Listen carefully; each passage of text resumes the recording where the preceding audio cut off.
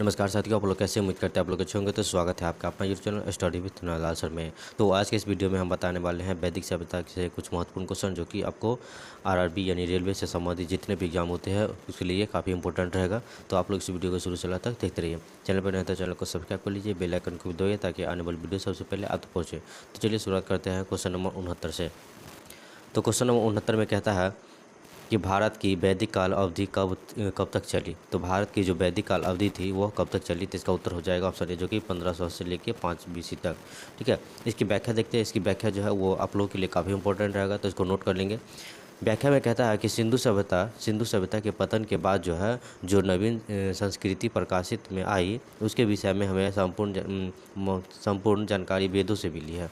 ठीक है, सिंधु सभ्यता के पतन के बाद यानी समाप्त होने के बाद जो है नवीन संस्कृति प्रकाशन जो आई उसके विषय में जो है हमें संपूर्ण जानकारी वेदों से मिलती है। ठीक है, इसलिए इस काल को हम वैदिक काल के नाम से जानते हैं। इसका जो समय था वो 1500 से लेकर 5 ईस्वी पूर्व तक ही था, जो कि आप लोग के काफ़ी इंपॉर्टेंट है। चलिए अगला प्रश्न को देखते हैं। अगला जो प्रश्न है 17 नंबर क्वेश्चन में कहता है निम्नलिखित में से कौन सा वेद जादुई अनुष्ठानों और वशीकरण के बारे में बताता है। तो कौन सा? तो इसका उत्तर हो जाएगा ऑप्शन ए जो कि अर्थवेद के बारे में। चलिए इसकी व्याख्या देखते हैं। इसकी व्याख्या काफ़ी इंपॉर्टेंट है, तो जितना भी व्याख्या बताएंगे वो आप लोगों के काफ़ी इंपॉर्टेंट रहेगा, तो उसको नोट करना जरूरी है आप लोगों के लिए। तो चलिए इसकी व्याख्या देखते हैं। तो व्याख्या में कहता है कि अर्थवेद में ब्रह्म वेद जो है ब्रह्मा वेद भी कहा जाता है, इसको जो है ब्रह्मा वेद भी कहा जाता है अर्थवेद को। ठीक है, अथवा अथवा जो है ऋषि के नाम पर इस वेद का नाम अर्थवेद पड़ा है।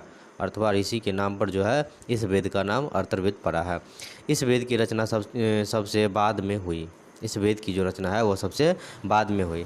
अगर इसकी बात करें तो 20 इसमें जो है 20 अध्याय है, जो कि मैंने पिछले वीडियो में बता दिया था। इसका जो सारा जो ये है अध्याय कितने, सूक्त कितने, मंत्र कितने हैं, तो इसमें जो है 20 अध्याय है। ठीक है, 731 से 730 सूक्त है और 5987 मंत्र होते हैं। ठीक है, इसमें कहता है वशीकरण, जादू टोना, भूत प्रेतों और औषधियों के से संबंधित मंत्रों का वर्णन है। काशी का जो प्राचीनतम उल्लेख है वो अर्थवेद में ही मिलता है। ध्यान देंगे कि काशी का जो प्राचीनतम उल्लेख है वह अर्थवेद में मिलता है। चलिए अगला प्रश्न को देखते हैं।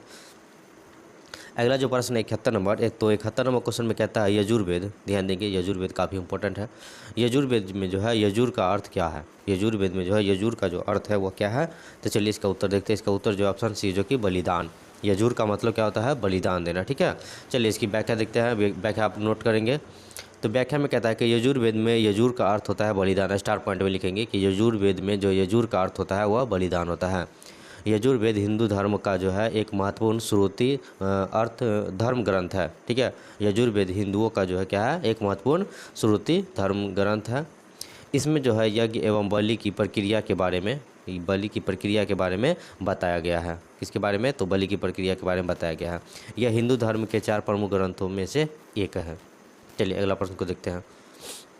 अगला 72 नंबर क्वेश्चन में कहता है निम्न में से किस वेद में बीमारियों का उपचार दिया गया है। तो किस वेद में जो है जो बीमारियों का उपचार दिया गया है। तो इसका उत्तर हो ऑप्शन डी जो कि अर्थव में। ठीक है, यानी अर्थवेद में।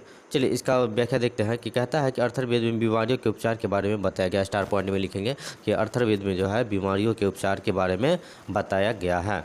ठीक है, अर्थवेद में मनुष्य के सामान्य विचारों एवं अंधविश्वासों का जो है विवरण मिलता है। वहाँ के इसमें अर्थवेद में जो है मनुष्य के समान विचारों और अंधविश्वासों का भी वर्णन मिलता है। इसमें जो है विविध विषयों से संबंधित मंत्र एवं रोग निवारण, समन्वय, राजभक्ति, विवाह एवं प्रणय गीतों आदि के विवरण सुरक्षित है। इसमें जो है इतने सारे चीज़ का जो है विवरण जो है सुरक्षित है।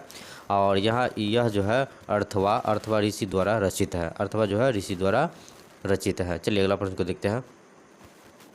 73 नंबर क्वेश्चन में कहता है निम्नलिखित में से किस उपनिषद में इसमें जो है वसुधैव कुटुम्बकम शब्द का उल्लेख किया है। जिसका उत्तर हो जाएगा ऑप्शन ए जो कि महाउपनिषद में। चलिए इसकी व्याख्या देख लेते हैं।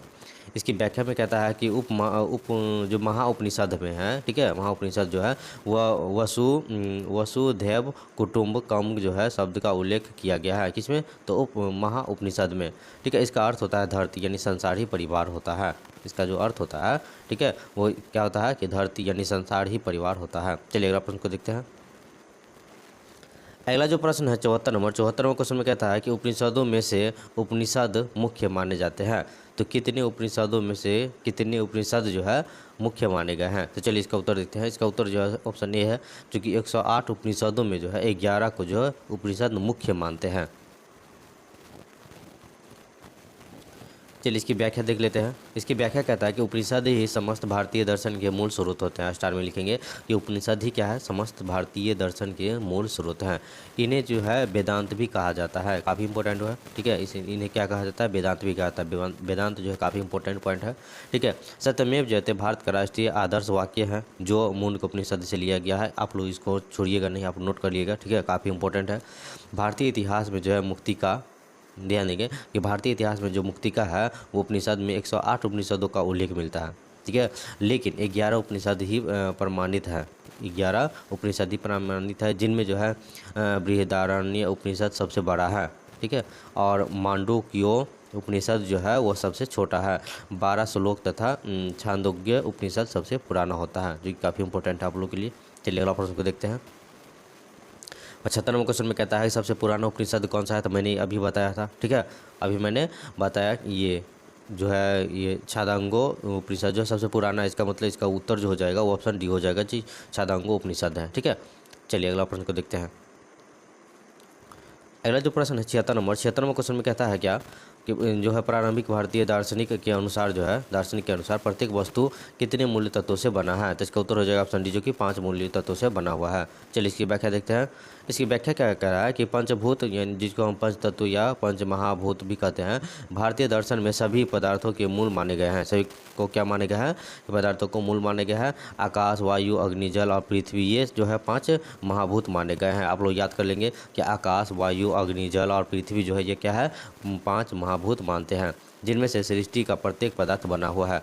इसी से मिल के जो है पूरा सृष्टि का जो है पदार्थ बना हुआ है। ठीक है, इनसे बने पदार्थ जड़ होते हैं। इनसे बने पदार्थ क्या होता है, जड़ होते हैं। सजीव बनने के लिए इनको जो है आत्मा चाहिए। सजीव बनने के लिए इनको क्या चाहिए, आत्मा चाहिए। आत्मा को वैदिक साहित्य में पुरुष कहा जाता है। आत्मा को क्या कहता है, वैदिक साहित्य में तो पुरुष कहा जाता है। 70 पॉइंट में लिखेंगे, जो कि काफ़ी इंपॉर्टेंट है कि आत्मा को जो है वैदिक साहित्य में पुरुष कहा जाता है।